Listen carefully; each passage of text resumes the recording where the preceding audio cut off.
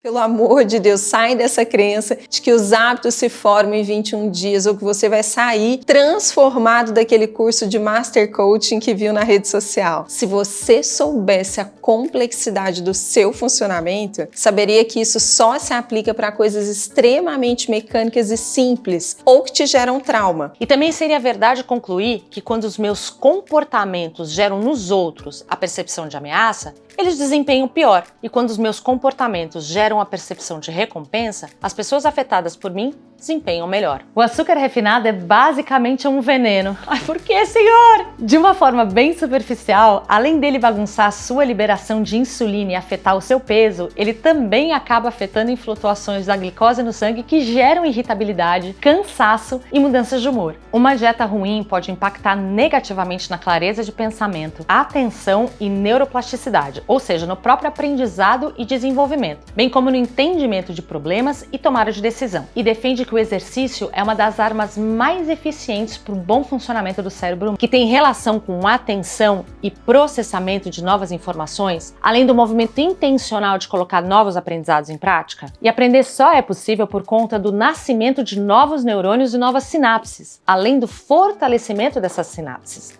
Tudo isso pode ser trabalhado por você. Afinal, se o bom líder é aquele que sabe evitar problemas, o excepcional é aquele que reage rápida e cirurgicamente quando eles acontecem. E da mesma forma, quanto mais intensa for uma experiência, mesmo que você viva uma única vez, mais forte vai ser a sua memória também. Sendo que não existe aprendizado consciente sem atenção. As nossas funções executivas e a atividade do sistema límbico funcionam como uma espécie de gangorra. Quando um tá lá em cima, o outro tá lá embaixo. Por isso acontecem os tais dos brancos que eu já falei antes. O medo reduz a nossa capacidade de pensar. Se sentir com autonomia é essencial para o bem-estar e a motivação das pessoas. Quando elas percebem que têm escolha e controle sobre as suas ações, isso gera um senso de empoderamento e satisfação. Uma das coisas que acontecem quando a gente lida mal com mudanças é a sensação de que tudo vai ser diferente da noite para o dia e de que a gente precisa estar pronto para esse novo momento de forma imediata, na hora que ele chegar. Isso pode gerar muita tensão e reatividade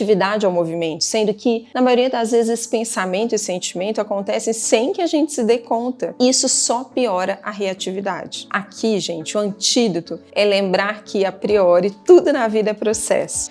Mesmo quando um processo é mais doído e agressivo, vão existir vários subprocessos para adaptação e transformação do novo normal. Entender a si mesmo o seu contexto, além de comunicar e posicionar as pessoas sobre como você está em meio a tudo isso e o que está pensando, vai ser muito importante para realinhar as expectativas e cuidar das relações. Um estudo da década de 1960, solicitado pela NASA e conduzido por George Land e Beth Jarman, teve como objetivo investigar o desenvolvimento da criatividade em crianças ao longo do tempo. Foram aproximadamente 1.600 crianças cuja criatividade foi medida em 3 momentos. Inicialmente por volta de 5 anos, depois 10 e finalmente 15 anos. Na primeira medição, 98% das crianças apresentaram altíssimo nível de criatividade, sendo que na segunda medição apenas 30% se mantiveram nessa qualificação. E já na terceira medição, apenas 12 demonstravam possuir um nível diferenciado de criatividade. Os pesquisadores concluíram que a gente aprende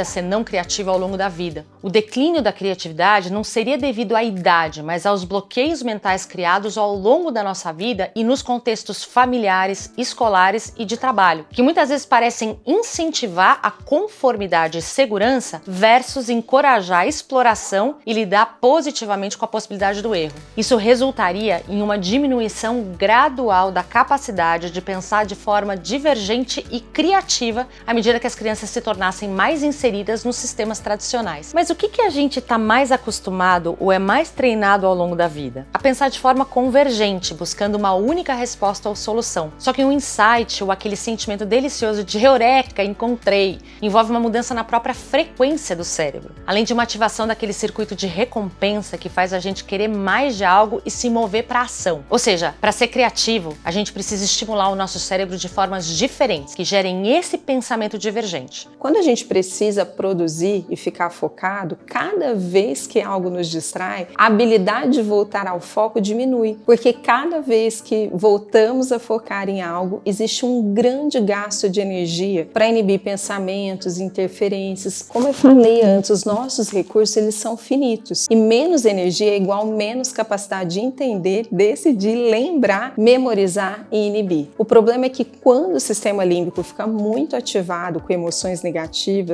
como medo ou ansiedade, por exemplo, ele reduz os recursos disponíveis para as funções do córtex pré-frontal, funcionando como se fosse uma gangorra. Quando um sobe o nível de atividade, o outro desce. E isso traz consequências como a redução da capacidade de criação de alternativas para um problema, por exemplo. A tendência é a gente buscar respostas mais superficiais e automáticas, o negativismo, além de generalizações tendenciosas e negativamente enviesadas. 4. Com exercício existe um aumento de neurotransmissores e hormônios que equilibram a resposta ao estresse, geram prazer e relaxamento, além de nos deixar positivos e energizados.